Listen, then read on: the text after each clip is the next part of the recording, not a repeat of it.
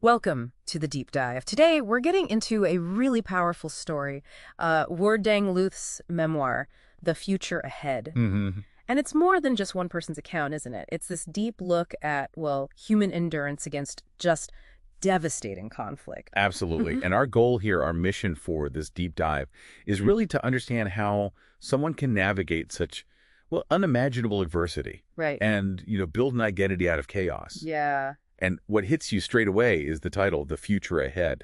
It's quite a paradox, really. How so? Well, because he describes where he came from, his genesis, as a time when, and I'm quoting here, death was more magnificent than life, Wow. and that the survival rate was close to zero.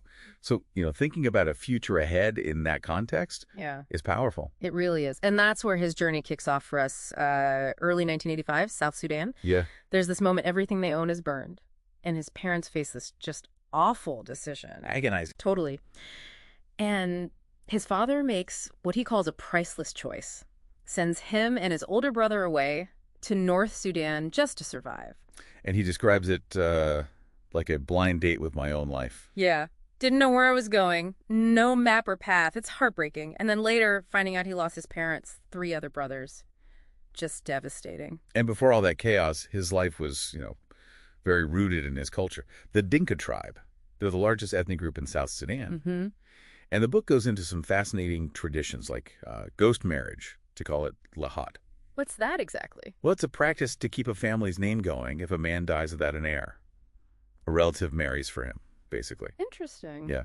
And he's also mentioned something called the uniformity norm, which he felt kind of held back individual growth. Right. A sort of counterpoint to Western ideas, maybe? Perhaps. And then this whole cultural world is just shattered by the Second Sudanese Civil War, 1983 to 2005, a long, brutal conflict. And his descriptions, they make it so real. It's not just dates and facts. He talks about families hiding in trees from soldiers, the soldiers just firing into the forests. And the fear, he says, fear had reached the highest level. You really feel that psychological weight. Definitely. And he's very direct. He calls it a war against unbelievers or Christians and really questions how religion could justify that kind of violence. It really embodies the history rather than just reporting it. It does. It gives you the human cost.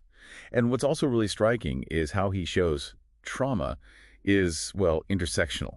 Meaning? Meaning it wasn't just the war. Even after he escaped that immediate danger, he faced constant racial discrimination. That adds another layer entirely. Yeah. See, blackness goes beyond skin color. It is how you perceive in all aspects of life. And that the mistreatment and consciousness biases only apply to black skin color. Wow.